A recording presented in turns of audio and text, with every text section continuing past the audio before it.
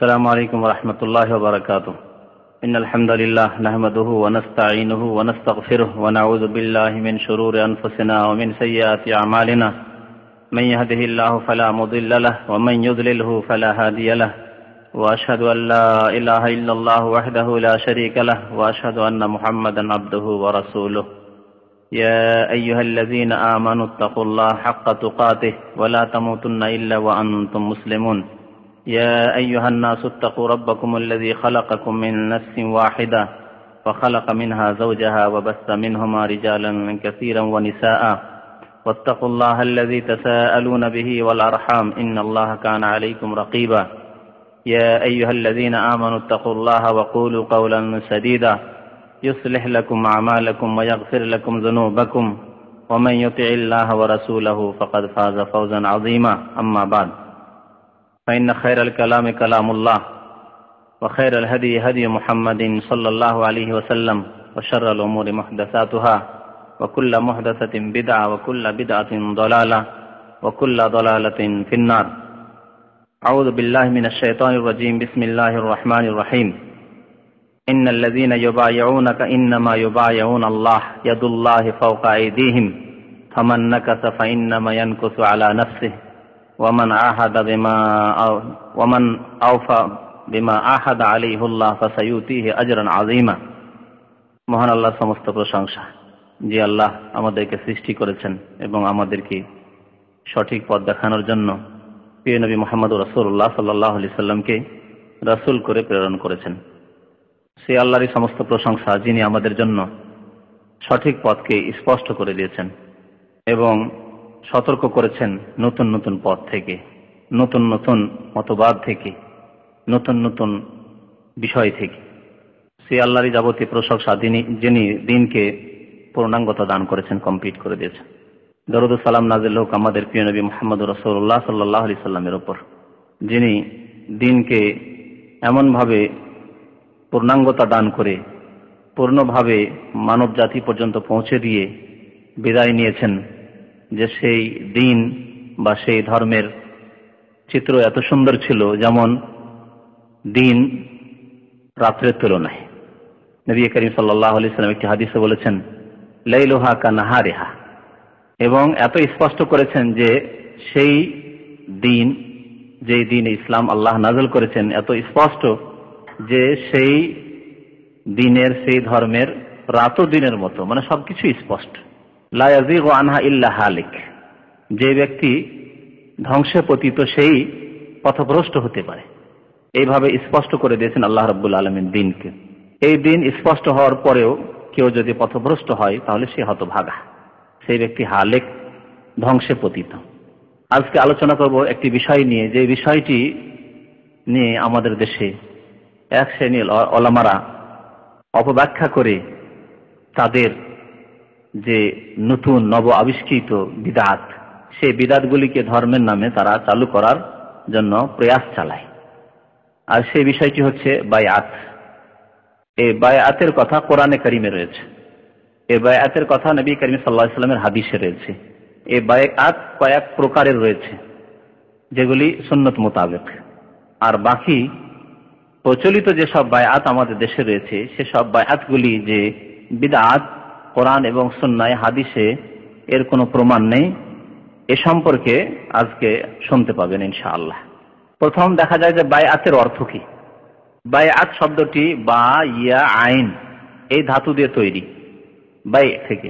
By মানে কেনা বেচা করা। তো বায়আত, যে ইসলামে বায়আত অর্থাৎ শপথ, শপথ নেওয়া কোনো জিনিসের, একে বায়আত, এ বাই থেকে এই জন্য বলা হয়েছে যে যেমন কেনা বেচা করলে যদি কোনো জিনিস বিক্রি করে দেন আপনি, তাহলে আপনি তার উপর আর নিজের দখল রাখেন না। বিক্রি করে দিয়েছেন, আপনার হাত থেকে চলে গেছে, আপনার সেই বস্তুটি হাত ছাড়া হয়ে গেছে, আপনি তার উপর নিজের অধিকার বা কর্তৃত্ব রাখেন না, বিক্রি করে ফেলেছেন আপনি। ঠিক তেমনি যেই ব্যক্তি বায়আত করবে, অর্থাৎ এই দিনই শপথ করবে, সেই ব্যক্তি নিজেকে যেই ব্যক্তির সাথে বায়আত করেছে তার কাছে যেন বিক্রি করে দিয়েছে। যেই ক্ষেত্রে বায়আত করেছে, যেই বিষয়ের ওপর বায়আত করেছে, সেই বিষয়ের ক্ষেত্রে নিজেকে বিক্রি করে দিয়েছে। সুতরাং যা আদেশ হবে সেই আদেশগুলি আল্লাহ এবং রসুলের বিধান মোতাবেক যদি হয়, সেই আদেশগুলি পালন করতে সে বাধ্য। এ হচ্ছে বায়াত। যেমন কোনো কিছু বিক্রি করে দিলে, যার কাছে বিক্রি করে দেন, সে যেভাবে ইচ্ছা তাতে সে তার সেভাবে ব্যবহার করবে, সেভাবে তার মালিকানাধীন থাকবে। ঠিকই তেমনই আপনি যখন বায়াত করলেন, শপথ করলেন, তখন আপনাকে যেসব আদেশ সে দান করবে সেসব আদেশ আপনাকে পালন করতে হবে, যদি আল্লাহ এবং রসুলের বিধান মোতাবেক হয়। আল্লাহ এবং রসুলের বিধানের বরখেলাফ যদি হয়, বিপরীত হয়, তাহলে আনুগত্য করা জায়েজ নয়। যেহেতু নবী করিম সাল্লাল্লাহু আলাইহি ওয়াসাল্লাম কি বলেছেন, যে লা তাআতা লিমাখলুকিন ফি মাসিয়াতিল খালিক, কোন মখলুক, কোন সৃষ্টির আনুগত্য করা জায়েজ নয় আল্লাহর বিরুদ্ধাচরণ নাফরমানি করে। আল্লাহ রসুলের নাফরমানি করে কোন ব্যক্তির আনুগত্য করা জায়েজ নয়। আল্লাহ রসুলকে বাদ দিয়ে আল্লাহ এবং রসুলের নাফরমানি হচ্ছে।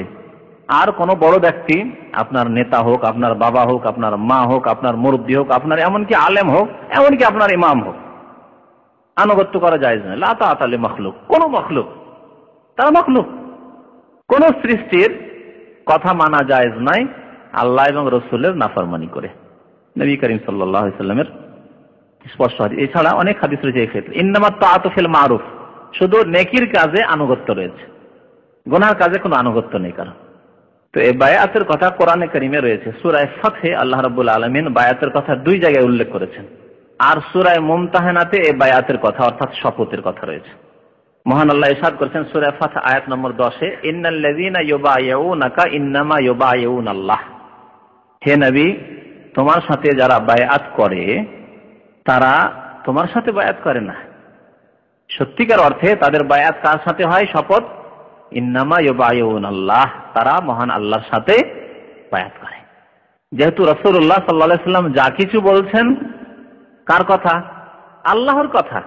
আল্লাহর কথা মানব জাতি পর্যন্ত পৌঁছার জন্য তিনি একমাত্র মাধ্যম। এই জন্য তার নাম রাসূল, এই জন্য তার নাম নবী, রাসূল, পয়গাম বাহক, মেসেঞ্জার। আল্লাহ রাব্বুল আলামিন কোন ব্যক্তির সাথে কথা বলেন না রাসূল ছাড়া। রাসূলের উপর আদেশ ওহী ছাড়া অন্য কারো উপর ওহী নাযিল করেন না। মা কানা লিবাশারিন আন ইউকাল্লিমাহুল্লাহ ইল্লা মিন ওয়ারা'i হিজাব আও ইউরসিলা রাসূলান ফায়ুহা বিইذনিহি।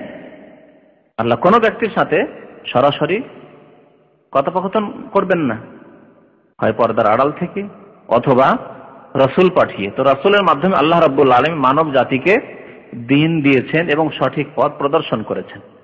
তো রাসূলুল্লাহ সাল্লাল্লাহু আলাইহি ওয়াসাল্লামের সাথে যে ব্যক্তি শপথ করলো, অঙ্গীকারবদ্ধ হলো, সে আল্লাহর সাথে অঙ্গীকারবদ্ধ হলো। এত গুরুত্ব রাসূলুল্লাহ সাল্লাল্লাহু আলাইহি ওয়াসাল্লামের সাথে কোনো শপথ করার, কোনো কিছুর ওপর বা কোনো কিছুর অঙ্গীকার করার মূল্য কেমন? যেমন আল্লাহর সাথে সে অঙ্গীকার করলো, যেহেতু তিনি আল্লাহর পক্ষ থেকে তার রাসূল। ইন্নামা ইউবাইউনাল্লাহ। আরো আল্লাহ ইরশাদ করছেন, ইয়াদুল্লাহি ফাওকা আইদিহিম, এবং আল্লাহর হাত তাদের হাতের উপর রয়েছে। আল্লাহর হাত তাদের হাতের উপর রয়েছে। এর মানে এ না যে আল্লাহ তাদের হাতের উপর হাত দিয়ে রয়েছেন। অনেক সময় এরকম শাব্দিক অর্থ উদ্দেশ্য থাকে না। আল্লাহ রাব্বুল আলামিন সারা বিশ্ব তার মখলুক সৃষ্টি, আর মখলুক চাইতে আল্লাহ রাব্বুল আলামিন বিশাল। এই জন্য আমরা তাকবীর বলি, আল্লাহু আকবার। আল্লাহ মহান, আল্লাহ সবকিছু চাইতে বড়। আকবার মিন কুল্লি শাই, আল্লাহ সবকিছু চাইতে বড়। যেহেতু আল্লাহ ছাড়া যা কিছু পৃথিবীতে আছে সবকিছু আল্লাহর মখলুক, আল্লাহর সৃষ্টি জগৎ। আকাশ হোক আর জমিন হোক আর পাহাড় পর্বত হোক আর নদী নালা সমুদ্রই হোক আর আরশ হোক আর কুরসি হোক, সবকিছু আল্লাহর মখলুক, আল্লাহর সৃষ্টি। তো ইয়াদুল্লাহি ফাওকা আইদিহিম, আল্লাহ সবকিছুর উপর, সুতরাং আল্লাহর হাত তাদের হাতের উপর। ফামান নাকাসা ফাইন্নামা ইয়ানকুসু আলা নাফসিহি, এই অঙ্গীকার, এই বায়াত, এই শপথ যখন এইরকম গুরুত্ব রাখে যে যেন আল্লাহর সাথে বায়াত করলো, শপথ করলো, সুতরাং এই শপথকে কেউ যদি ভঙ্গ করে, এই চুক্তি যদি কেউ ভঙ্গ করে, তাহলে সে নিজেরই ক্ষতি করলো। ফাইন্নামা ইয়ানকুসু আলা নাফসিহি, নিজের জীবনের জন্য বিপদ টেনে নিয়ে আসলো, নিজে অপরাধী হয়ে আল্লাহ রাব্বুল আলামিনের আযাবে নিমজ্জিত হবে। ফাইন্নামা ইয়ানকুসু আলা নাফসিহি ওয়ামান আওফা বিমা আহাদা আলাইহুল্লাহ, এবং যেই ব্যক্তি আল্লাহর সাথে যে ওয়াদা করেছে সেই ওয়াদাকে পূরণ করলো, ফাসায়ুতিহি আজরান আযীমা, আল্লাহ তাকে মহা পুরস্কার দান করবেন। তাহলে বায়াত অর্থাৎ এই শপথ আল্লাহর রাসূলের সাথে করলে তা পুরা করা ফরজ, এই আয়াতে বলা হয়েছে। এই বায়াত কখন হয়েছিল? যখন নবী করিম সাল্লাল্লাহু আলাইহি সাল্লাম হুদায়বিয়া নামক স্থানে অবস্থান করেছিলেন, যাচ্ছিলেন উমরার উদ্দেশ্যে সফর করে যাচ্ছিলেন 1400 সাহাবায়ে কেরামদেরকে নিয়ে। তখন পর্যন্ত মক্কা বিজয় হয়নি, কাফেরদের নেতৃত্ব ছিল, দারুল কুফর ছিল মক্কা। তখন নবী করিম সাল্লাল্লাহু আলাইহি সাল্লাম যখন এই 1400 সাহাবায়ে কেরামকে নিয়ে হুদায়বিয়া নামক স্থানে পৌঁছলেন, জানতে পারলো মক্কার কুরাইশরা, কাফেররা, তখন বাধা দান করলো, না আগে বাড়তে দেবো না, মক্কা আমাদের, তুমি কি করে আসতে পারো এখানে? তোমার অনুসারী মুসলমানরা কি করে আসতে পারে? আসতে পারে না। নবী করিম সাল্লাল্লাহু আলাইহি সাল্লাম বললেন যে আমরা যুদ্ধের জন্য আসিনি, তোমাদের সাথে লড়াইয়ের জন্য আসিনি, আমরা ইবাদত বন্দেগীর জন্য, উমরা করার জন্য এসেছি। জিহাদ ফি সাবিলিল্লাহ ইবাদত, কিন্তু জিহাদ ফি সাবিলিল্লাহর ইবাদতের জন্য আমরা আসিনি, আমরা এসেছি উমরা আর তাওয়াফ করার জন্য, উমরা তাওয়াফ করার জন্য, কাবা শরীফের জিয়ারতের জন্য এসেছি। না, আত্মহংকার, কাফেরদের আত্মহংকার, যদি এবার ঢুকতে দিয়ে দিই মক্কায় তাহলে আমরা তো ছোট হয়ে যাবো তার কাছে, হ্যাঁ আমরা ছোট হয়ে যাবো। এই যে অহংকার, অহংকার ধ্বংস করেছে মানুষকে, অহংকার ধ্বংস করেছে ইবলিসকে, অহংকার ধ্বংস করেছে ফিরআউনকে, অহংকার ধ্বংস করেছে কারুনকে, অহংকার ধ্বংস করেছে আবু জাহাল, আবু লাহাবকে, কাফেরদের মক্কার নেতাদেরকে, আর যুগে যুগে অহংকার ধ্বংস করবে প্রত্যেক কাফের মুজরিম অপরাধীদেরকে।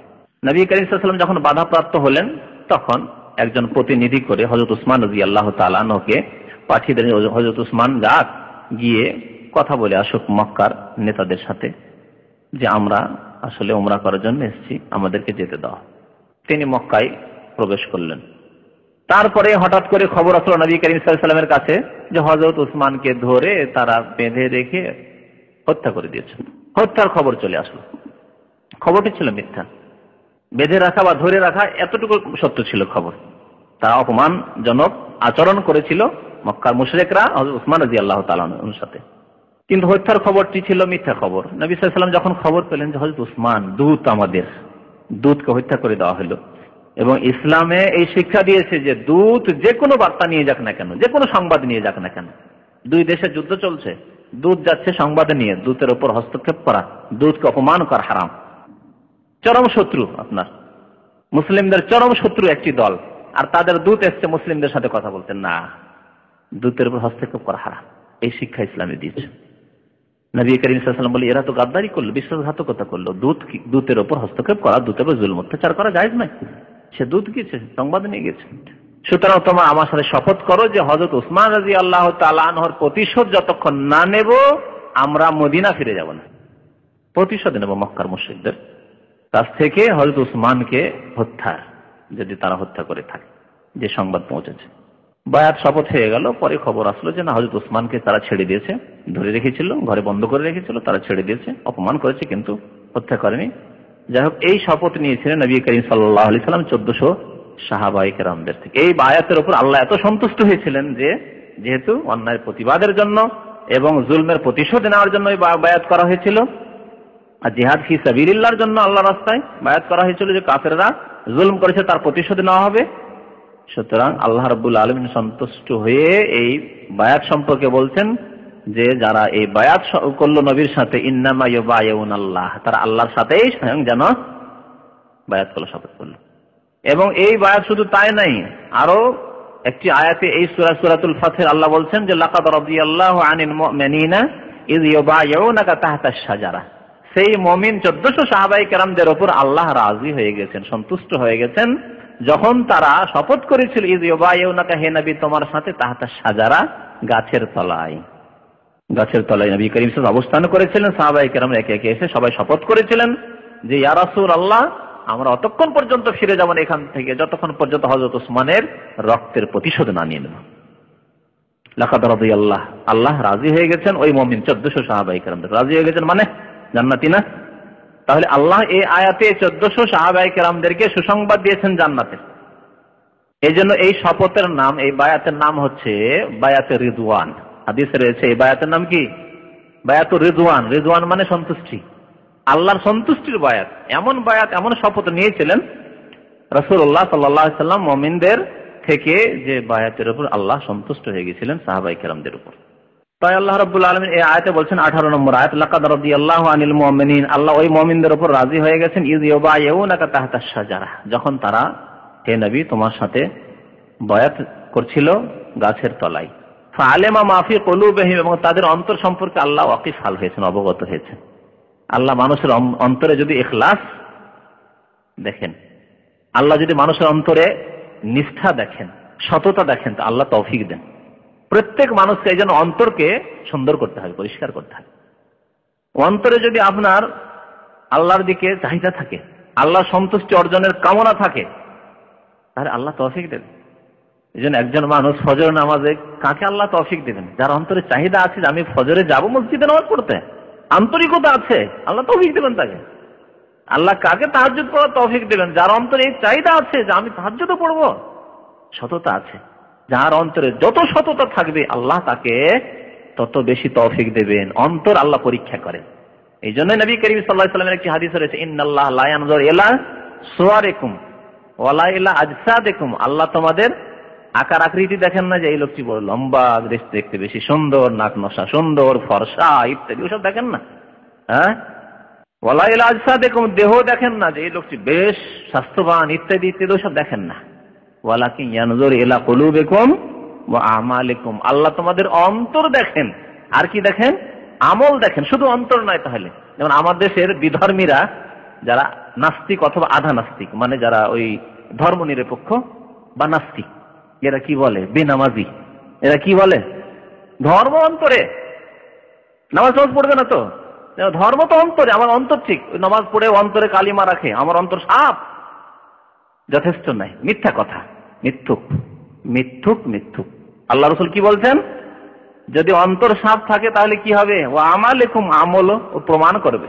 ওয়ালাকিন ইয়ানজুরু ইলা কুলুবিকুম, আল্লাহ অন্তরও দেখেন, এবং অন্তর যে পরিষ্কার আছে এর প্রমাণ হচ্ছে ওয়া আমালিকুম, তোমাদের আমল। অন্তরে ইখলাস রয়েছে, অন্তরে ঈমান রয়েছে, মজবুত ঈমান রয়েছে, আল্লাহ পরকালে, জান্নাত জাহান্নামে। অন্তরে আল্লাহর ভালোবাসা রয়েছে, মহব্বত রয়েছে, অন্তরে রাসূলের ভালোবাসা মহব্বত রয়েছে। এর প্রমাণ হবে তোমার আমল আল্লাহ সন্তুষ্টির জন্য হচ্ছে, তোমার আমল রাসূলের তরিকায় হচ্ছে, সুন্নাত মোতাবেক হচ্ছে, শিরিক করছো না, বিদআত করছো না, ফরজ ওয়াজিবাতের পাবন্দি করছো। এই হবে প্রমাণ যে তোমার অন্তর পরিষ্কার রয়েছে। আর অন্তর পরিষ্কারের দাবি করলেই শুধু অন্তর পরিষ্কার হয় না। তো আল্লাহ রাব্বুল আলামিন বলছেন ফাআলেমা মাফি কুলুবিহিম, 1400 সাহাবায়ে কেরাম যারা এই বায়াত নিয়েছিলেন তাদের অন্তর আল্লাহ জেনে ফেলেছেন, যে অন্তর এদের ইখলাস রয়েছে, সততা রয়েছে, খুলুসিয়ত রয়েছে, লিল্লাহিয়াত রয়েছে। ফাআলেমা মাফি কুলুবিহিম ফাআনজালাস সাকিনাত আলাইহিম, তাদের উপর আল্লাহ প্রশান্তি নাজিল করলেন। প্রশান্তি, আল্লাহ প্রশান্তি না। এই জন্য মানুষ পয়সা দিয়ে শান্তি পায় না, পার্থিব ভোগ বিলাসের বস্তু দিয়ে শান্তি পায় না। আসল শান্তি রয়েছে আল্লাহর সাথে সম্পর্কে, আল্লাহকে স্মরণ করাই, আল্লাহ বিযিকরিল্লাহি তাতমাইন্নুল কুলুব। তখন সাকিনা, ইতমিনান, প্রশান্তি নাজিল হয় যখন আল্লাহর সাথে মানুষ সম্পর্ককে মজবুত রাখে। যত বেশি আল্লাহর সাথে সম্পর্ক মজবুত থাকবে তত বেশি শান্তি অনুভব করবে। ফাআনজালাস সাকিনাত আলাইহিম ওয়া আসাবাহুম ফাতহান করিবা, এবং আল্লাহ তাদেরকে সন্নিকটেই বিজয় দান করলেন।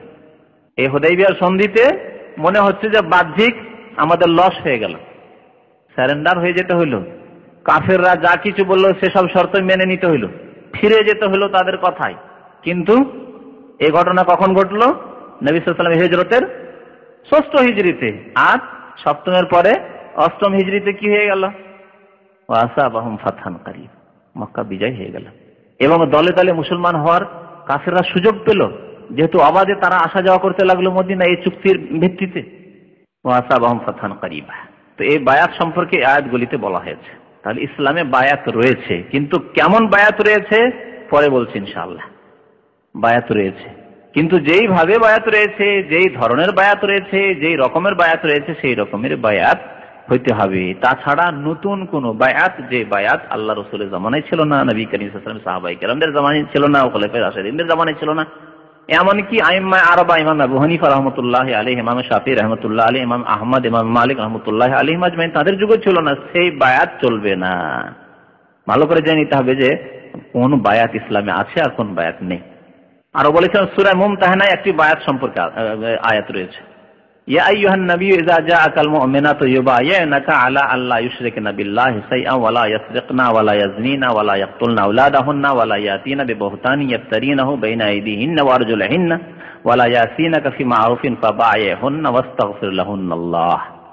আল্লাহ বলছেন ইয়া আইয়ুহান নবী, হে নবী, ইযা জাআকাল মুমিনাত, যখন তোমার কাছে মুমিন মহিলারা ইসলাম গ্রহণ করে আসবে, ইসলাম গ্রহণ করে আসবে কিসের জন্য? ইউবাইয়িনাকা, তারা শপথ করার জন্য যে ইয়া রাসূলুল্লাহ আমরা ইসলাম গ্রহণ করেছি, ইসলামে বিশ্বাসী, ঈমানে বিশ্বাসী হয়েছি, আল্লাহ পরকালে বিশ্বাসী হয়েছি, সুতরাং আমাদেরকে মুসলমান করে নেন, কলেমা পড়িয়ে দেন।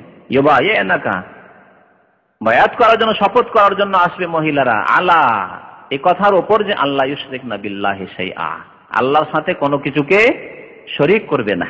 প্রথম বায়াত হবে তাহলে যে শিরক করবে না, একমাত্র আল্লাহ রাব্বুল আলামিনের ইবাদত বন্দেগী করবে, একমাত্র আল্লাহর গোলামি করবে।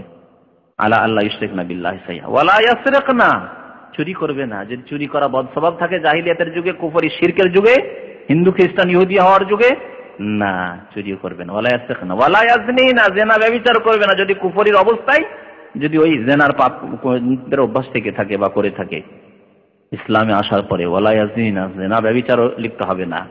ওয়ালা ইয়াকতুলনা আওলাদাহুন্না, এবং ছেলে মেয়েদেরকে, সন্তান সন্ততিদেরকে হত্যাও করবে না যদি এই রকমের কোন বদ স্বভাব থেকে থাকে। যেমন জাহিলিয়াতের যুগে মক্কার কিছু গোত্র বংশ বা আরবের কিছু গোত্র ছিল, সব গোত্র এই কাজ করতো না, কিন্তু কিছু গোত্রে এইরকম কুসংস্কার ছিল আর এই মহাপাপ ছিল যে ছেলে হলে তো রাখতো আর মেয়ে হলে হত্যা করে দিত লজ্জায়। এক লজ্জা, আর দ্বিতীয় যে মেয়েতে লাভ কি, মেয়ে রেখে আয় উপার্জন করে দেবেন। আজকালকার মতো এক শ্রেণীর লোকের আজকাল যেমন মেয়েদেরকে এমন পড়াচ্ছে যাতে করে চাকরি করে উপার্জন করে এনে দিতে পারে, তাই না? এইরকম এত গুমরাহ ওই মক্কার জাহিলিয়াতের যুগের মুশরিকরাও ছিল না, যে মেয়েদেরকে কাজ করাবে, স্বামী বসে রয়েছে আর স্ত্রীর কামাই খাচ্ছে। হ্যাঁ, দাইয়ুস, বেগায়রাত, আত্মসম্ভ্রম বলে কিছু নেই, যে তার স্ত্রীকে ওই পুরুষদের সাথে অবাধ মেলামেশায়, যেখানে পুরুষ নারী একসাথে কাজকর্ম করে, কলকারখানায়, অফিস আদালতে, হ্যাঁ, কোন একজন অফিসারের তার প্রাইভেট সেক্রেটারি, তার স্ত্রী, তার বোন, তার মা, তার খালা, আত্মীয়, এই চাকরিকে এখন একজন মুসলিম জায়েজ মনে করতে পারে? জাহিলিয়াতের যুগে মুশরিকরাও জায়েজ মনে করতো না। যার ফলে তারা বলতে মেয়ে রেখে লাভ কি, যারা দুটো উপার্জন করে দিতে পারবে না। তারপরে যুদ্ধ লড়াই, যদি এক গোত্রের, এক কাবিলার, এক বংশের অন্য বংশের সাথে লড়াই, হয়তো লড়াই অস্ত্র ধারণ করতে পারবে না, মহিলাদেরকে রেখে লাভ কি? তারা বলতো অস্ত্র ধারণ করতে পারবে না, আর আজকাল মহিলাদেরকে আর্মিতে ভর্তি করা হচ্ছে। তাহলে এরা তো মক্কার মুশরিকদের কেউ পিছনে ফেলে দিয়ে একবার গুমরাহিতে আগে চলে গেছে। হ্যাঁ, যারা আর্মিতে, ফৌজে মহিলাদেরকে ভর্তি করছে। তো আল্লাহ বলছেন ওয়ালা ইয়াকতুলনা আওলাদাহুন্না, এইরকমই আজকালকার জামানায় যদি ওই কুসংস্কার ছেলে মেয়েদেরকে হত্যা করা, ছেলেদেরকেও কেউ কেউ হত্যা করতো সেই যুগে, মানে দারিদ্রতার কারণে। এই জন্য আল্লাহ কোরআনে বলেছেন ওয়ালা তাকতুলু আওলাদাকুম খাশিয়াতা ইমলাক, দারিদ্রতার আশঙ্কায়, দারিদ্রতার ভয়ে যে গরিব হয়ে যাবে বেশি ছেলে মেয়ে হলে, তোমরা ছেলে মেয়েদেরকে হত্যা করিও না। কিছু গোত্র এরকম করতে, অভাব রয়েছে, খাওয়াতে পারি না, তো ছেলে রেখে লাভ কি, দাফন করে দাও, মেরে দাও। আজকাল নতুন রূপে এই জাহিলিয়াত আবার 1400 বছর পরে ফিরে এসছে। পেটে গর্ভধারণ করার পরে অ্যাবর্শন করা, গর্ভপাত করে দেওয়া, এবং আন্তর্জাতিক বিভিন্ন সম্মেলন হচ্ছে, প্রচেষ্টা চলছে যে অ্যাবর্শনকে একেবারে কি করে দেওয়া হোক, ন্যায়সঙ্গত করে দেওয়া হোক, বৈধ করে দেওয়া হোক। আর এই রকমের কনফারেন্স মুসলিম দেশে করার জন্য অপপ্রয়াস চালানো হচ্ছে ইহুদি নাসারাদের পক্ষ থেকে। আপনাদের হয়তো মনে আছে কিনা, আজকে থেকে বছর 10 বা তারও বেশি, 12-13 বছর আগে মিশরে এক কনফারেন্স করেছিল এই কাফের ইহুদি নাসারারা। আর এখান থেকে তারা এই বিল পাস করার চেষ্টা করেছিল বৈধকরণে, যে আবর্ষণকে বৈধ করা, জেনা ব্যভিচারকে বৈধ করা। আর জেনা ব্যভিচার যখন বেশি হবে তখন গর্ভধারণ বেশি হবে, নাজায়েজ হারাম গর্ভধারণ, তখন হারাম গর্ভধারণ হলে তাহলে আবর্ষণের প্রয়োজন পড়বে। হ্যাঁ, এগুলিকে বৈধ করার জন্য মুসলিম দেশকে এরা বাছাই করেছে, ইহুদি খ্রিস্টানরা, ইসলামের শত্রুরা। এই জন্য সতর্ক সাবধান হইতে হয় মুসলিম সমাজকে। তো আল্লাহ রাব্বুল আলামিন বলছেন ওয়ালা ইয়াকতুলনা আওলাদাহুন্না, আজকে এক শ্রেণীর, এমনকি মুসলিমদের কথা শোনা যায় যে মুসলিমদের ছেলে নেবে না, ছেলে মেয়ে নেবে না, আর পেটে গর্ভধারণ করেছে স্ত্রী, সেই জন্য নিয়ে গিয়ে হসপিটালে, নিয়ে গিয়ে নার্সিং হোমে নিয়ে গিয়ে আবর্ষণ করছে।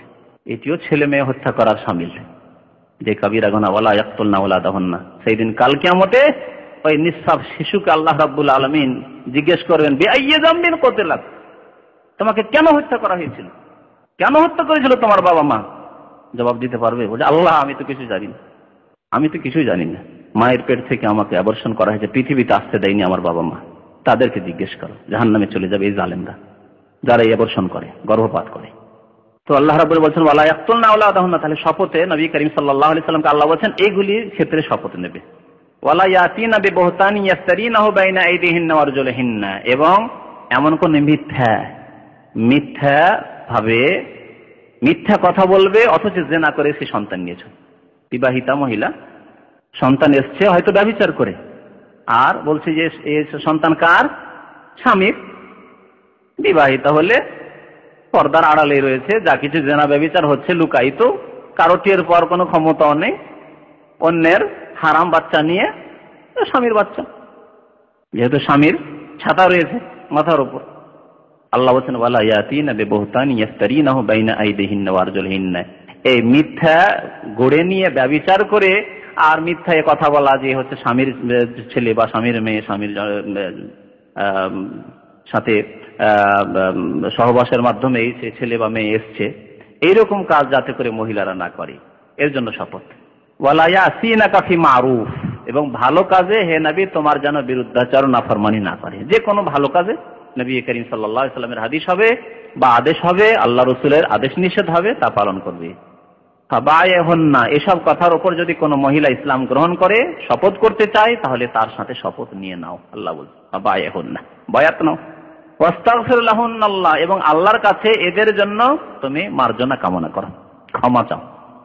নবী করিম সাল্লাল্লাহু আলাইহি সাল্লামের জীবদ্দশায় নবী করিম সাল্লাল্লাহু আলাইহি সাল্লামের কাছে যারা ইসলাম গ্রহণ করতে আসতো তাদের জন্য আল্লাহর কাছে ক্ষমা চাইতেন। আল্লাহ আদেশ করেছেন ওয়াস্তাগফির লাহুন্নাল্লাহ, তাদের জন্য আল্লাহর কাছে তুমি ক্ষমা প্রার্থনা করো, যেহেতু নবী করিম সাল্লাল্লাহু আলাইহি সাল্লামের দোয়া আল্লাহ শুনবেন।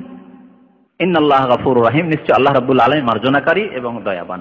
তো এই আয়াত তিনটিতে আল্লাহ বায়াতের কথা উল্লেখ করেছেন, শপথের কথা। তাহলে ইসলামে বায়াত শপথ রয়েছে, কিন্তু কি ধরনের বায়াত রয়েছে এই হাদিস এই আয়াতগুলির উপরে আমল করে নবী করিম সাল্লাল্লাহু আলাইহি সাল্লাম কিভাবে বায়াত নিয়েছেন, এই বিভিন্ন রকমের হাদিসগুলি দেখলে দেখা যায় যে নবী করিম সাল্লাল্লাহু আলাইহি সাল্লাম তিন প্রকারের বায়াত নিয়েছেন।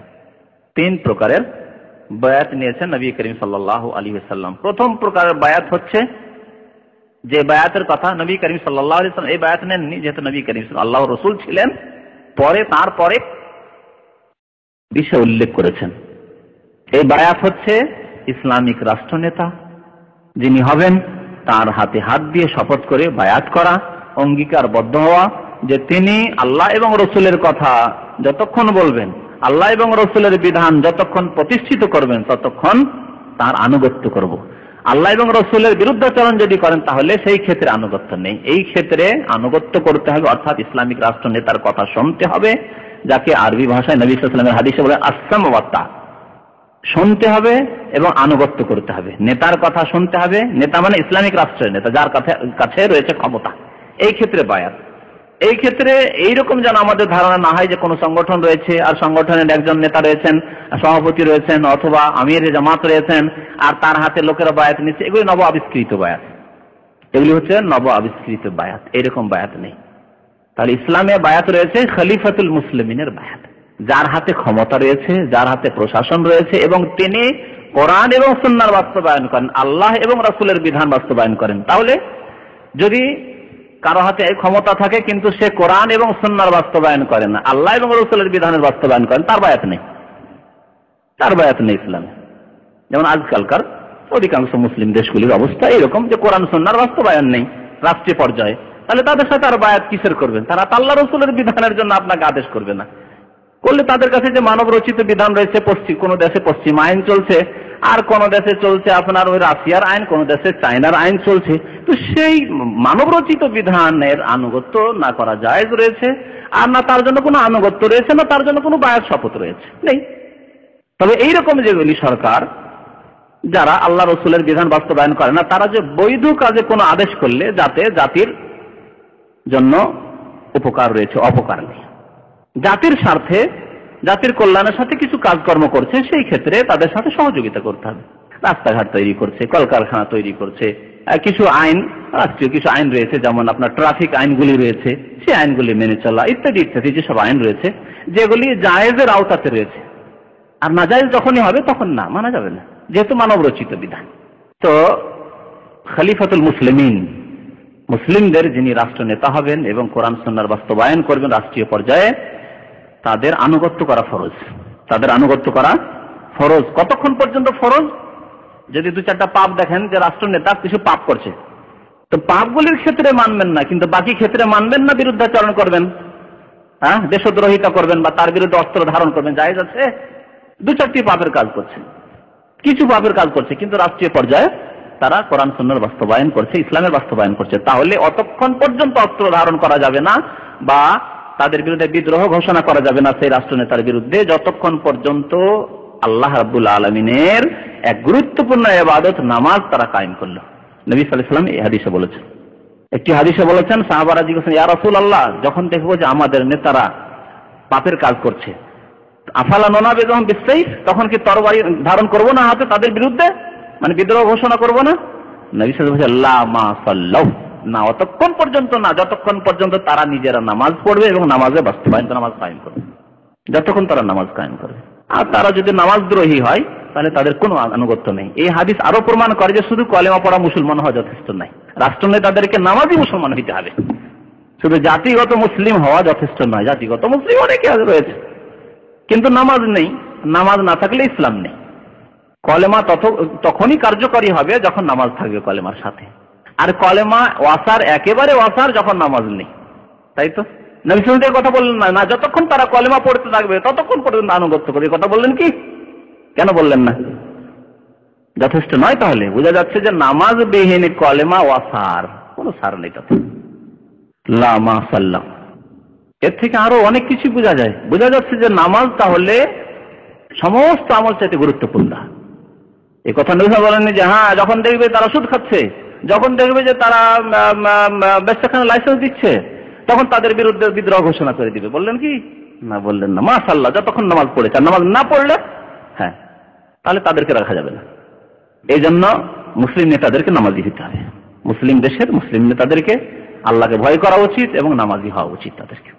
তো এই ক্ষেত্রে হযরত উবাদা বিন সামিত রাদিয়াল্লাহু তাআলা আনহুর হাদিস রয়েছে যে খলিফার সাথে বায়াত করা হচ্ছে ওয়াজিব এবং এই বায়াতের ওপর অটল থাকাও ওয়াজিব। হযরত উবাদা বিন সামিত রাদিয়াল্লাহু তাআলা বলেন, বায়ানা রাসূলুল্লাহ সাল্লাল্লাহু আলাইহি ওয়াসাল্লাম আলা সামি ওয়া তাআহ, আমরা আল্লাহ রাসূলের সাথে বায়াত করেছি শোনার ওপর এবং আনুগত্য করার ওপর, যে আল্লাহ রাসূলের কথা শুনবো আর কি করব, মানবো, আনুগত্য করবো, শুনবো আর মানবো। এটি হচ্ছে মুমিনের কথা, যে শুনবো আর মানবো। পক্ষান্তরে মুনাফিকদের কথা সামিনা ওয়া আসাইনা, ইহুদিদের আচরণ ছিল সামিনা ওয়া আসাইনা, কোরআনে তাদের কথা আল্লাহ বলেছেন, শুনলাম এক কান দিয়ে আর এক কান দিয়ে বের করে দিলাম। এটা হচ্ছে ইহুদিদের আচরণ, এটি হচ্ছে মুনাফিকদের আচরণ। আর মুমিন, ইন্নামা কানা কাউলাল মুমিনিনা ইযা দুউ ইলাল্লাহি ওয়া রাসূলিহি আন ইয়াকুলু সামি'না ওয়া আতা'না ওয়া উলাইকা হুমুল মুফলিহুন। মুমিনের এই কথা হবে যে যখন ইযা দুউ ইলাল্লাহি ওয়া রাসূলিহি, আল্লাহ এবং রাসূলের দিকে আহ্বান করা হবে, আল্লাহর কথা বলা হবে, রাসূলের কথা বলা হবে, তখন কি বলবে?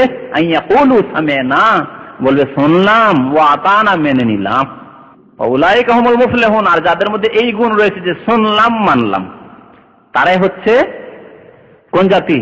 মুফলিহুন জাতি, মানে এরাই মুক্তি পাবে, এরাই সফল কাম হবে, এদের জন্য কামিয়াবি রয়েছে। আর যারা এক কান দিয়ে শুনলো, বছরকে বছর শুনতে আছে শিরক বিদাতের কথা, কবর মাজার পূজা শিরক ইত্যাদি ইত্যাদি সুন্নত বিদাত শুনতে আছে, এক কান দিয়ে শুনে আর এক কান দিয়ে বের করলো, যখন দেশে ফিরে গেল আবার যেমনকার তেমন হয়ে গেল। এটি কিন্তু ইহুদিদের আচরণ আর মুনাফিকদের আচরণ। এইরকম আচরণ যাতে না হয়, শুনবেন, শোনার পরে বুঝার চেষ্টা করবেন, বুঝার পরে হক এবং না হক যাচাই করবেন, সত্য মিথ্যা যাচাই করার পরে আপনি যখন সত্য উপলব্ধি করবেন, এবং এর জন্য আপনাকে চেষ্টা করতে হবে, প্রয়াস চালাতে হবে, সত্য কোথায় রয়েছে, হক কোথায় রয়েছে তার সন্ধান চালাতে হবে। যখন হককে পেয়ে গেছেন তখন সবচাইতে মূল্যবান জিনিস আপনার কাছে হচ্ছে হক, সত্য। তখন সামি'না ওয়া আতা'না বলতে হবে, আল্লাহ তোমার কথা শুনলাম, তোমার রাসূলের কথা শুনলাম এবং মেনে নিলাম। তা আমরা শোনা এবং আনুগত্য করার উপর বায়াত নিয়েছিলাম রাসূলুল্লাহ সাল্লাল্লাহু আলাইহি ওয়াসাল্লামের কাছে, ফিল উসরে ওয়াল ইউসরে, কষ্টের সময় হোক আর সুখের সময় হোক। অনেকে তো সুখের বন্ধু, মানে যখন রাষ্ট্রনেতা দিচ্ছে, বেশি বেশি খাওয়াতে পারছে, ভালো চাকরি দিতে পারছে, ততক্ষণ তো সাথে আছি। আর যখন দেখা যায় বেকার সমস্যা বেড়ে গেল, ছেলে মেয়ে তার চাকরি পাচ্ছে না, আর ভালো দুর্ভিক্ষ দেখা দিচ্ছে, আর সরকার তো আমাদের এই করে দিতে পারছে না, সেই করে দিতে পারছে না, তখন পাল্টিয়ে দিলাম। না না, এই কথা ইসলামে নেই। সরকার যেমন হিতাকাঙ্ক্ষী হবে জনসাধারণের, তেমন জনসাধারণের হিতাকাঙ্ক্ষী হবে ইসলামিক সরকারের। ফিল উসরে, কষ্টের সময় আনুগত্য করতে হবে, ওয়াল ইউসরে, আর যখন সচ্ছল থাকবে তখনও। সুখের সময়ও আনুগত্য করতে হবে যিনি ইসলামিক রাষ্ট্রনেতা হবেন তা। ওয়াল মানসাতি ওয়াল মাকরাহে, খুশি থাকলেও আর কষ্ট লাগলেও, অনেক সময় মানতে কষ্ট লাগে, মন চাই না যে এই আদেশ মানি। ইসলামিক রাষ্ট্রনেতার আদেশ হয়েছে যে আল্লাহ রাস্তায় বেরিয়ে পড়তে হবে, দেশের উপর আক্রমণ হতে যাচ্ছে, মুসলিম জাতির উপর আক্রমণ হতে যাচ্ছে, সুতরাং বেরিয়ে পড়া। কষ্ট না, বেরিয়ে যেতে হবে, আদেশ হয়েছে। আর সেই আদেশ কোন গুনার আদেশ হয়নি, নেকির আদেশ হয়েছে। ফিল মানসাতি ওয়াল মাকরাহে ওয়ালা আসারাতিন আলাইনা, এমন কি যদি আমাদেরকে ছেড়ে দেয়, অন্যদেরকে প্রাধান্য দেয়, অগ্রাধিকার দেয়, অথচ আমাদের হক ছিল। যেমন চাকরি বাকরির ক্ষেত্রে অনেক দেশে এরকম হচ্ছে যে একজন যোগ্য ছেলে রয়েছে, আর যোগ্য ছেলে থাকতে, ফার্স্ট ডিভিশনের ছেলে থাকতে সেকেন্ড ডিভিশনের ছেলেকে চাকরি দিয়ে দেওয়া হলো। এখানে কি করা হলো? সরকার অন্যায় কাজ করলো। কিন্তু না, এই ক্ষেত্রে আনুগত্য করতে হবে, অস্ত্র ধারণ করা যাবে না, বিদ্রোহ ঘোষণা করা যাবে না। ও আলা আসারাতিন আলাইনা, দিল না, আমাদের ভাগ ছিল, আমাদের হক ছিল, হক আমাদেরকে না দিয়ে অন্যদেরকে দিয়ে দিল।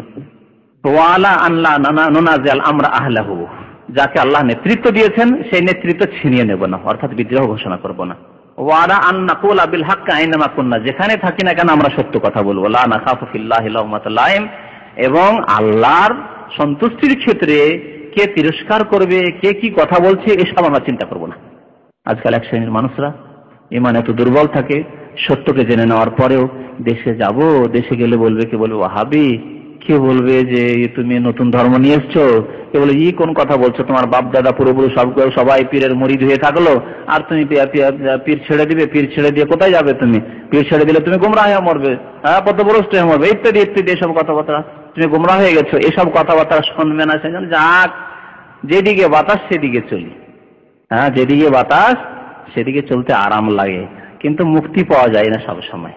তো বাতাসের উল্টো দিকে আপনার বাড়ি থাকতে পারে, আর যদি বাতাসের সাথেই চলতে থাকেন তাহলে নিজের বাড়ি থেকে দূরে চলে যাবেন। ওই রকম গন্তব্যস্থান আপনার জান্নাত, যদি বাতাস উল্টো দিকে জাহান্নামের দিকে থাকে, জাহান্নামে চলে যাবেন। নবী সাল্লাল্লাহু আলাইহি ওয়াসাল্লাম বলছেন যে আমরা সত্য কথা বলবো।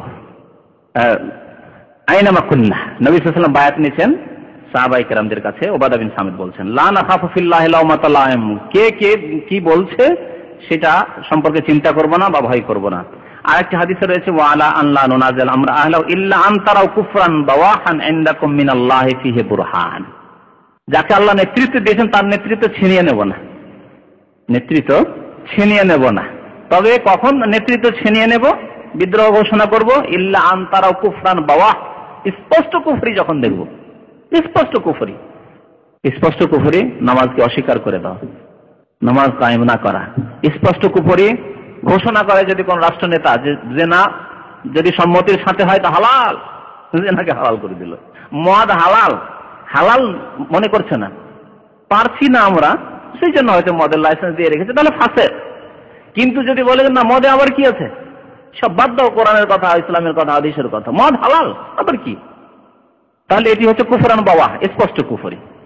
প্রতিপক্ষকে নিজের দলের নয়, সেজন্য তার রক্ত হালাল। যেমন রাজনৈতিক দলগুলির লড়াইয়ে এদিকেও মুসলিম ওইদিকেও মুসলিম, কিন্তু মুসলিম মুসলিমকে খুন করছে এবং তার রক্তকে যদি হালাল মনে করে বিরোধী দলের, সেই জন্য তার রক্তকে হালাল মনে করে, তাহলে এটি হচ্ছে কুফরে বাওয়াহ, স্পষ্ট কুফরি।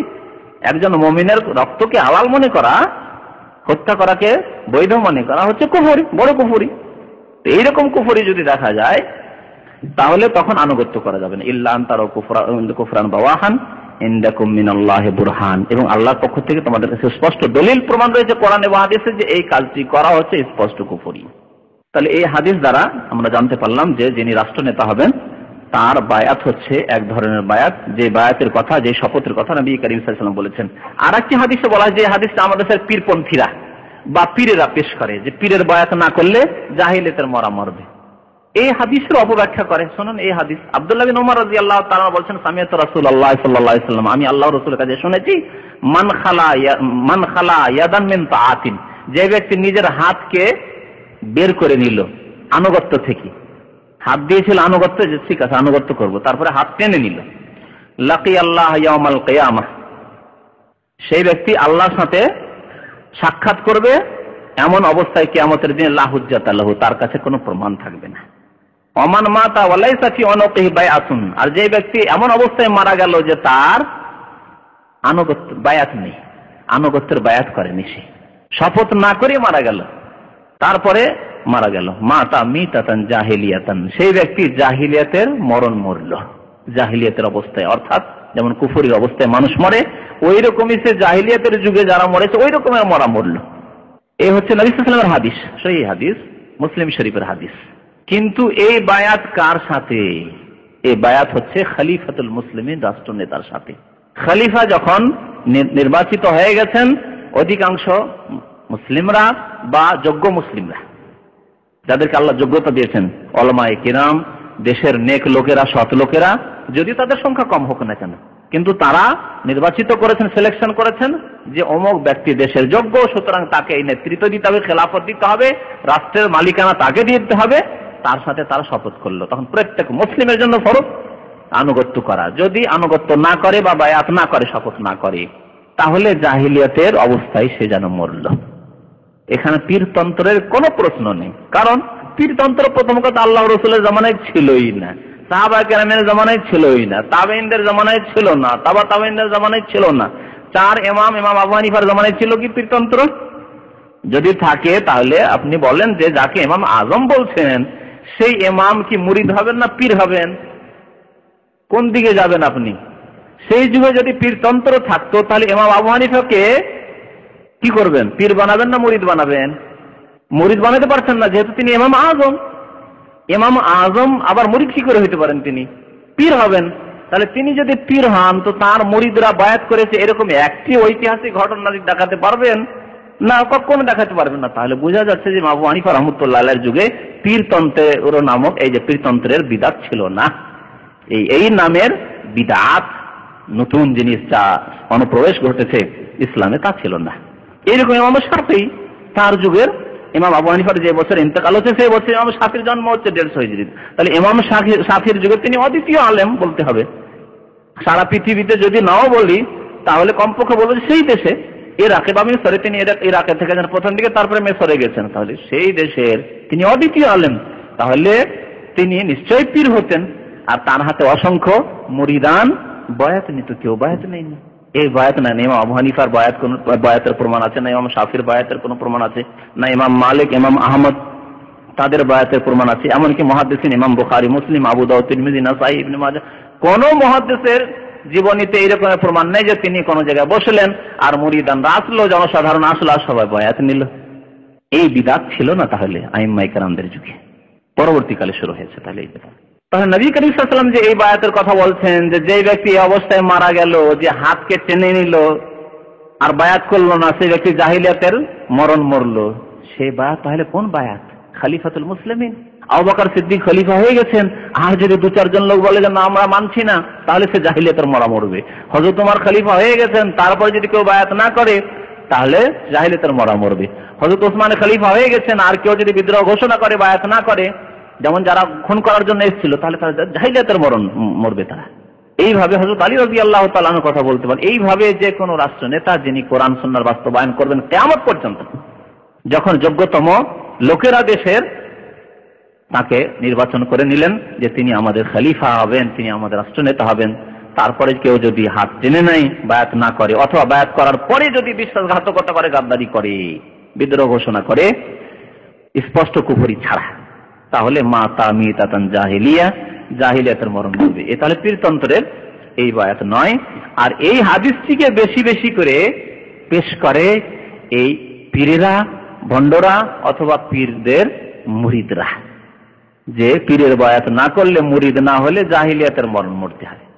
এ সম্পর্কে আরো বেশ কিছু হাদিস রয়েছে। সময় স্বল্পতার জন্য একটি হাদিস যথেষ্ট, বা দুইটি হাদিস বললাম যথেষ্ট, যে খলিফার সাথে বায়াত রয়েছে এবং খলিফার বায়াত করা ফরজ, আর এই বায়াতের উপর অটল থাকা, আনুগত্য করা ফরজ।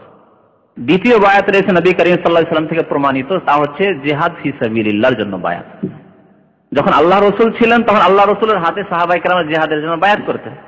আল্লাহ রসুল পাশে হযরত আবু বকর, হযরত ওমর, উসমান, আলীর যদি আদেশ হতো যে আমি খলিফা, আমাকে তোমরা খলিফা বানিয়েছো, আদেশ যে তোমাদেরকে জিহাদ ফি সাবিলিল্লাহর জন্য অমুক দেশে চলে যেতে হবে বা বেরিয়ে পড়তে হবে বাড়ি থেকে, মদিনা থেকে, তাহলে তাদের উপর ফরজ। এবং এই ক্ষেত্রে যদি তিনি বায়াত নেন, বলেন আসো শপথ করো যে বেরোতে হবে আল্লাহর রাস্তায় জিহাদ করার জন্য, কুরবানি দেওয়ার জন্য জীবনের, মালের, ধন সম্পদের, তাহলে বায়াত করা ফরজ। আজও যদি কেউ ইসলামিক রাষ্ট্র নেতা থাকে আর যদি এর জন্য বায়াত, ইসলামী রাষ্ট্রনেতা, যেহেতু আমির ছাড়া জিহাদ হয় না, রাষ্ট্রনেতা ছাড়া জিহাদ হয় না। তবে যখন দেশের উপর আক্রমণ হয়ে গেছে, একেবারে ঘরে ঘরে আক্রমণ হয়ে গেছে মুসলিমদের, তখন অনেক ওলামাদের নিকটে তখন জিজ্ঞেস করতে যাবেন রাষ্ট্রনেতাকে। আর রাষ্ট্রনেতা যদি ফাঁসে খাইছে, বলছেন না না না না, তাও আমরা দেখছি, কূটনৈতিক সম্পর্কের মাধ্যমে আমরা এটাকে ঠান্ডা করার চেষ্টা করছি, না তখন বাড়িতে আক্রমণ হচ্ছে, ওই রাষ্ট্রনেতার খোঁজ খবর নেবেন যে অনুমতি দিচ্ছে না না, তখন আর অনুমতি নেই, তখন বেরিয়ে পড়তে হয়। প্রত্যেকের উপর ফরজে আইন, নারী পুরুষ যে যেখানে রয়েছে, তখন আল্লাহ রাস্তায় কাফেরকে প্রতিহত করার জন্য বা শত্রুকে প্রতিহত করার জন্য, যেহেতু মুসলিম দেশের উপর, মুসলিমদের ঘরবাড়ির উপর আক্রমণ হয়ে পড়েছে, সেই দেশের লোকদের উচিত হবে যে তারা বেরিয়ে পড়বে আল্লাহ রাস্তায় জিহাদের জন্য। তো এই জিহাদ ফি সাবিলিল্লাহর বায়াত রয়েছে। ইসলামিক রাষ্ট্রনেতা যিনি হবেন তার হাতে বায়াত নিতে হবে। হযরত আনাস রাদিয়াল্লাহু তাআলা এই ক্ষেত্রে হাদিস বর্ণনা করেছেন যে খারাজা রাসূলুল্লাহ সাল্লাল্লাহু আলাইহি ওয়াসাল্লাম ইলাল খান্দাক, নবী সাল্লাল্লাহু আলাইহি ওয়াসাল্লাম খন্দকের যুদ্ধ কোথায় হয়েছিল? মদিনা থেকে কত দূরে? মদিনাতেই না? মদিনাতেই, এখন তো মদিনার মধ্যেই। তো খন্দকের যুদ্ধ, খন্দক মানে গর্ত খনন করে যুদ্ধের ব্যবস্থা নেওয়া হয়েছিল, যে কাফেররা আসলে যাতে করে বাধা প্রাপ্ত হয়। মদিনার 3 দিকে পাহাড় দিয়ে ঘেরা, সেদিক দিয়ে ঢুকতে পারবে না। আর একটা দিক যদি গর্ত খনন করে দেওয়া হয়, তাহলে আর সামনে চট করে এসে মদিনায় তারা প্রবেশ করতে পারবে না। গর্তের এপারে মুসলিম মুজাহিদিনরা থাকবেন, সাহাবায়ে কেরাম থাকবেন, আর যখনই তারা গর্ত পার করে আসার চেষ্টা করবে, তখন তাদেরকে প্রতিহত করার মার দেওয়া হবে। আর এরকম 2-4 বার মার দেওয়াতে আর তারা সাহস করলো না মদিনায় ঢোকার।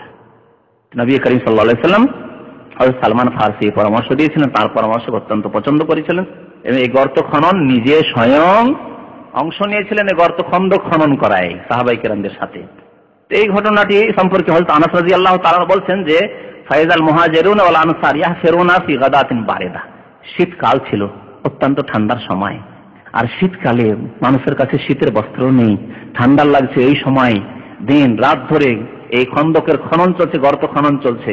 নবী করিম সাল্লাল্লাহু আলাইহি ওয়াসাল্লাম স্বয়ং অংশ নিচ্ছেন এতে, যাতে করে উৎসাহিত হয়। এবং নবী করিম সাল্লাল্লাহু আলাইহি ওয়াসাল্লাম এটি সুন্নত যে আমির যিনি হবেন, রাষ্ট্রনেতা যিনি হবেন, খলিফা যিনি হবেন, তিনি জনসাধারণের সাথে অংশ নেবেন এসব কাজে।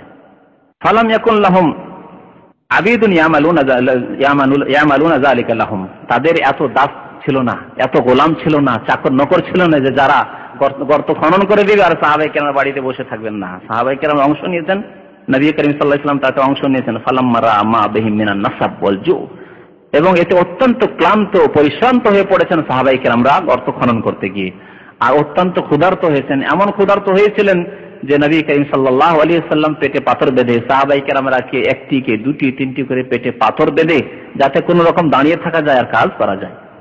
নবী করিম সাল্লাল্লাহু আলাইহি ওয়াসাল্লাম উৎসাহিত করার জন্য কবিতা পাঠ করতেন। সাহাবায়ে কেরাম কবিতা পাঠ করতেন। মানুষ যদি কবিতা পাঠ করে তো উৎসাহ সৃষ্টি হয়, তাই না? উৎসাহ হয় মানুষের মাঝে।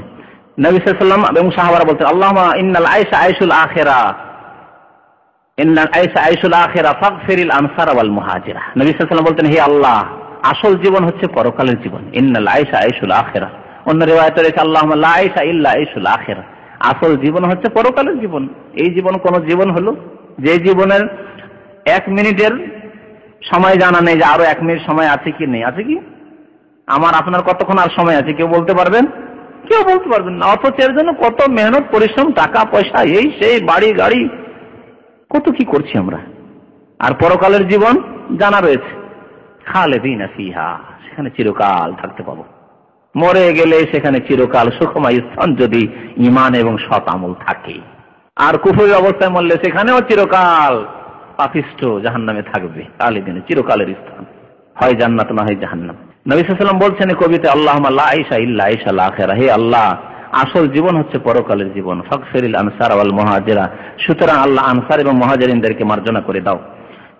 সাহাবায়ে কেরামরা জবাব দিতেন, নবী সাল্লাল্লাহু আলাইহি ওয়াসাল্লাম যখন এই কবিতাগুলি পাঠ করতেন, সাহাবায়ে কেরাম জবাব দিতেন, নাহনুল লাযিনা বায়াউ মুহাম্মাদান আলাল জিহাদে মা বাকিনা আবাদা। এটি হচ্ছে আসল আমার লক্ষ্য উদ্দেশ্য এখানে এই বিষয়বস্তুর সাথে। নাহনুল লাযিনা বায়াউ মুহাম্মাদান, আমরা তো সেই লোকেরা, সেই মুসলিম যারা কি করেছি, মুহাম্মদ সাল্লাল্লাহু আলাইহি ওয়াসাল্লামের সাথে বায়াত করেছি, শপথ করেছি। কিসের ওপর? আলাল জিহাদে, আল্লাহর রাস্তায় জিহাদ করার জন্য, সশস্ত্র সংগ্রামের জন্য, লড়াইয়ের জন্য, মা বাকিনা আবাদা, যতদিন আমরা পৃথিবীতে বেঁচে থাকবো। তাহলে বোঝা যাচ্ছে এই হাদিস দ্বারা যে নবী সাল্লাল্লাহু আলাইহি ওয়াসাল্লামের জামানায় জিহাদ ফি সাবিলিল্লাহর জন্য বায়াত হইতো, শপথ হইতো। আজকালকার পীররা জিহাদের জন্য বয়াত নেই? হ্যাঁ, না ইসলামিক আদালত কায়েম করার জন্য, ইসলামিক কোরআন সুন্নাহ ভিত্তিক রাষ্ট্র পরিচালনার জন্য তারা বয়াত নেই? কোন পীর ইসলামিক রাষ্ট্র কায়েম করেছে? এই 1400 বছর মধ্যে 500-600 বছর তো পীরতন্ত্র ছিল না, বাকি থাকে তাহলে 800-900 বছর। এই 900 বছরের ইতিহাসে একটি পীর দেখান যে ব্যক্তি খলিফাতুল মুসলিমিন হয়েছিল আর রাষ্ট্র নেতা হয়েছে কোরআন সুন্নাহ বাস্তবায়ন করেছে। একটি পীর দেখান, যে কোনো পীর, আপনাকে ছেড়ে দিলাম, আব্দুল কাদের জিলানী থেকে শুরু করে খাজা মঈনুদ্দিন চিশতি থেকে শুরু করে যে কোনো পীরের কথা বলেন, একজন পীর যে রাষ্ট্রীয় ক্ষমতা তার হাতে এসেছিল, তিনি খলিফা হয়েছিলেন এবং কোরআন সুন্নাহ বাস্তবায়ন করেছিলেন না। তারা যে এই বায়াত বা যে পীরতন্ত্র নিয়ে বায়াত আর শপথ নিত, সেটি একটি নতুন জিনিস যেটি ইসলামে নেই। ইসলামে আছে খলিফার বায়াত, আর দ্বিতীয় বায়াত হচ্ছে আলাল জিহাদ মা বাকিনা আবাদা, জিহাদ ফি সাবিলিল্লাহর জন্য, আল্লাহর রাস্তায় কাফেরদের বিরুদ্ধে বেরিয়ে যাওয়ার জন্য। তৃতীয় বায়াত, ইসলামে তৃতীয় বায়াত রয়েছে, সেটি হচ্ছে ইসলাম গ্রহণের বায়াত। কেউ যদি ইসলাম গ্রহণ করে তাহলে তার সাথে শপথ নেওয়া যে তুমি বলো যে আশহাদু আল্লা ইলাহা ইল্লাল্লাহ ওয়া আশহাদু আন্না মুহাম্মাদান আবদুহু ওয়া রাসূলুহু, আমি সাক্ষ্য দান করছি যে আল্লাহ ছাড়া কেউ সত্য মাবুদ নেই, আরো সাক্ষ্য দান করছি যে মুহাম্মদ সাল্লাল্লাহু আলাইহি ওয়াসাল্লাম আল্লাহর বান্দা এবং রাসূল, আর আমি জীবনে শিরক করব না, আমি চুরি করব না, আমি ডাকাতি করব না, আমি খুন করব না, আমি ইত্যাদি ইত্যাদি। তাহলে একজন নতুন মুসলমান, যে ব্যক্তি নতুন ইসলামে প্রবেশ করছে, দীক্ষিত হচ্ছে, তার বায়াত ইসলামে রয়েছে। নবী করিম সাল্লাল্লাহু আলাইহি ওয়াসাল্লাম এই বায়াত নিতেন যখনই কেউ মুসলমান হইতো। এর দলিল প্রথম কথা সূরা মুমতাহিনার আয়াত। সূরা মুমতাহিনা যে মহিলাদের ক্ষেত্রে আল্লাহ কি বলছেন, ইয়া আইয়ুহান নবী ইযা জাআকাল মুমিনাত, যখন মুমিন হয়ে মহিলারা আসবে বায়াত করার জন্য যে আল্লাহ ইউশরিকুনা বিল্লাহি, আর শিরক করবে না, তারা শিরক থেকে তওবা করে এসেছে, পুতুল পূজা থেকে তওবা করে এসেছে, তখন তাদেরকে কলেমা পড়িয়ে মুসলমান করে নেওয়া। আর এই ক্ষেত্রে এক দুটি হাদিস আপনাদের সামনে পেশ করি। হযরত উমাইমা বিনতে রুকাইকা, একজন সাহাবিয়া মহিলা, বলছেন কালাত আতাইতু রাসূলুল্লাহ সাল্লাল্লাহু আলাইহি ওয়াসাল্লাম, আমি আল্লাহ রাসূলের কাছে আসলাম, ফি নিসাইন, বেশ কিছু মহিলারা আরো আসলেন, তাদের সাথে আমি আসলাম, লিনুবাইয়াহু, আল্লাহ রাসূলের সাথে বায়াত করার জন্য। তাহলে মহিলারা আল্লাহ রাসূলের সাথে বায়াত করার জন্য আসতেন, কিন্তু হাতে হাত দিয়ে না। দেখেন হাদিসে আসছে, ফাআখাযা আলাইনা মা ফিল কোরআন, কোরআনের সূরা মুমতাহিনাতে যে কথাগুলি রয়েছে, যে গুনাহগুলির কথা, সে সম্পর্কে আল্লাহ রাসূল আমাদের বায়াত নিলেন, আল্লাহ নুশরিক বিল্লাহি শাইআ, আল্লাহর সাথে শিরক করব না, ইত্যাদি ইত্যাদি যে আয়াতে রয়েছে। তারপরে শেষখানে বলে ফিমা ইস্তাতাতুন্না ওয়া আতাতুন্না, যথাসাধ্য তোমরা এগুলি পালন করবে। সাধ্যের বাইরে তো আল্লাহ রাব্বুল আলামিন কাউকে কোনো দায়িত্ব দেননি, আর এগুলি সাধ্যের মধ্যে। জিনা করব না, চুরি করব না, মিথ্যা কথা বলবো না, ইত্যাদি, বা শিরক করব না, সব সাধ্যের মধ্যে। তো যতটুকু তোমরা পারবে এই ক্ষেত্রে আনুগত্য করবে, এই বায়াতের উপর অটল থাকবে। কুলনা আল্লাহু ওয়া রাসূলুহু আরহাম বিনা মিন আনফুসিনা, এই সাহাবিয়া মহিলারা বলছেন যে আমরা বললাম আল্লাহ এবং তার রাসূল আমাদের উপর আমাদের চাইতেও দয়াবান, যে আল্লাহর কথা কোরআনে বলে দেওয়ার পরে বলছেন যে যথাসাধ্য তোমরা এগুলি পালন করবে। তাহলে কত দয়াবান রাসূলুল্লাহ সাল্লাল্লাহু আলাইহি ওয়াসাল্লাম আল্লাহর পরে। কুলনা ইয়া রাসূলুল্লাহ আলা তুসাফিহুনা, তারপরে এই মহিলারা বলছেন ইয়া রাসূলুল্লাহ আমাদের সাথে মুসাফা করবেন না, যে বায়াত যে করলেন তো হাতে হাত দিয়ে মুসাফা, মুসাফা কাকে বলে? একে আরবি ভাষায় সাফা বলে, হাতের তলাকে সাফা বলে, আর হাতের তলার সাথে হাতের তলা মিলানোকে মুসাফাহা বলে, যাকে আমরা মুসাফা করি, হ্যাঁ। তো মুসাফাহা, তো আমাদের সাথে মুসাফা করবেন না, আমরা বায়াত করলেন পুরুষদের সাথে, তো হাতে হাত দিয়ে নবী করিম সাল্লাল্লাহু আলাইহি ওয়াসাল্লাম বায়াত করতেন, তো আমাদের সাথে করবেন না। নবী করিম সাল্লাল্লাহু আলাইহি ওয়াসাল্লাম বলে ইন্নী লা উসাফিহুন নিসা, আমি মহিলাদের সাথে মুসাফা করি না, হাতে হাত মিলাই না। আল্লাহ রাসূল হাতে হাত মিলাননি। আর আজকালকার ভণ্ড পীরের, অধিকাংশ ভণ্ড পীরেরা কি করে, হ্যাঁ, মুরিদের সাথে মুরিদনিদের সাথেও হাতে হাত মিলিয়ে মুসাফা করে, বায়াত নেই। আর এই মুরিদনিরাও ভাবে, মুরিদের স্ত্রী আর বোনেরাও ভাবে যে এই বরকতই হাসিল করলাম পীর বাবা থেকে, বরকত হাসিল করে। এই বরকত হাসিল করা, ধর্মযাজকদের কাছ থেকে বরকত হাসিল করা, এই হিন্দুইজম। হিন্দুদের যা নিচু জাত রয়েছে, নিচু কাস্টের যেসব লোকেরা রয়েছে, এরা ব্রাহ্মণদের কাছ থেকে বরকত হাসিল করে। এই জন্য ভাবে যে ব্রাহ্মণদের নুতফা বীর্য থেকে যদি সন্তান পাওয়া যায় তো মহাপুরুষ জন্মাবে, যদিও জেনা ব্যভিচার করে সন্তান জন্মালো। বুঝতে পারছেন না? জাহিলিয়াতের যুগে এরকম ছিল। জাহিলিয়াতের যুগে মক্কা থেকে দূরে যারা বসবাস করতে, যেসব মুশরিক, এরা ভাবতে যে কুরাইশ হচ্ছে, কুরাইশ কি এই আল্লাহর খাস বান্দা, কুরাইশ বংশ, এরা হচ্ছে মক্কাবাসী, এরা হচ্ছে কাবার খাদেম, সুতরাং তারা মক্কা এসে অনেকেই এই জিনা ব্যভিচার করাতো, আর তারপরে গর্ভধারণ করে যে তার ভাবতো যে বরকত নিয়ে আসলাম, প্রত্যেকে মক্কা থেকে, মক্কার মুশরিকদের কাছ থেকে, কুরাইশদের কাছে বরকত নিয়ে যেত দূরের মহিলারা। তো এইরকম বরকত হাসিল করা হিন্দুইজমে রয়েছে। আর এই হিন্দুইজম থেকে আরো 1400 বছর আগের ওই জাহিলিয়াতের যুগের এই কুফরির যুগ থেকে চলে গেছে পীরপন্থীদের মাঝে বরকত হাসিল করে পীরদের কাছ থেকে এই মুরিদদের মহিলারা। নবী সাল্লাল্লাহু আলাইহি ওয়াসাল্লাম বলেন, ইন্নামা কাউলি লিইমরাতিন ওয়াহিদা কা কাউলি লিমিয়াতি ইমরাহ। আমি একজন মহিলাকে যে কথাটি বললাম সেই কথাটি 100টি মহিলার জন্য যথেষ্ট। অর্থাৎ একবার বলে দিলাম যে তোমরা বায়াত করো, পর্দার আড়াল থেকে সবার বায়াত হয়ে গেল। আর একে একে প্রত্যেককে বলতে হবে, আর প্রত্যেকের সাথে মুসাফা করতে হবে না। ইন্নী লা উসাফিহুন নিসা, আমি মহিলাদের সাথে মুসাফা করি না, হাতে হাত মিলাই না। হাদিসটি তিরমিজিতে রয়েছে, নাসাইতে রয়েছে, ইবনে মাজাহতে রয়েছে, সনদ সহিহ। আরেকটি একটি হাদিস শুনেন।